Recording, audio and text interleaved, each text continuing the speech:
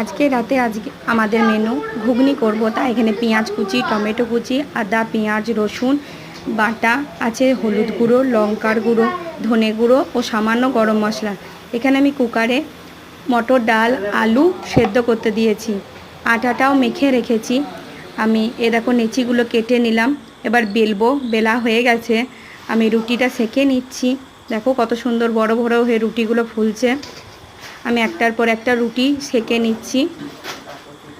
দেখো এই রুটিটাও কত সুন্দর ফুলছে। রুটিটা হয়ে গেলে আমি ঘুগনিটা বসিয়ে দেব।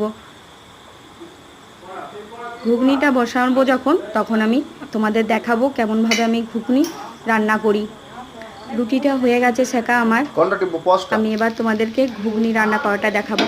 তেলেতে জিরে ফোড়ন দিয়েছি এবং পেঁয়াজগুলি দিয়ে দিলাম।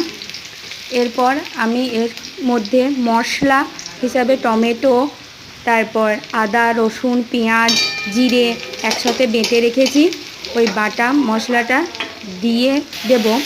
এবং এরকম দিয়ে দেবার পর এরকমভাবে ভালো করে কষিয়ে নিচ্ছি মশলাটা, যতক্ষণ না তেল ছেড়ে দিচ্ছে ভালো করে কষিয়ে নিচ্ছি।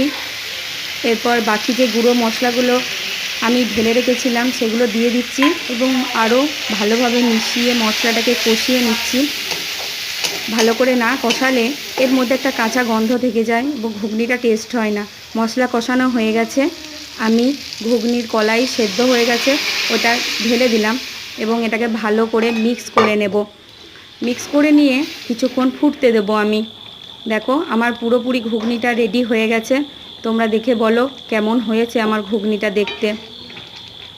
আমি তোমাদেরকে একটু নেড়ে দেখাচ্ছি, তোমরা বলো কেমন হয়েছে ঘুগনিটা। এরকমভাবে ঘুগনি করলে ঘুগনির টেস্ট কিন্তু খুব ভালো হয়।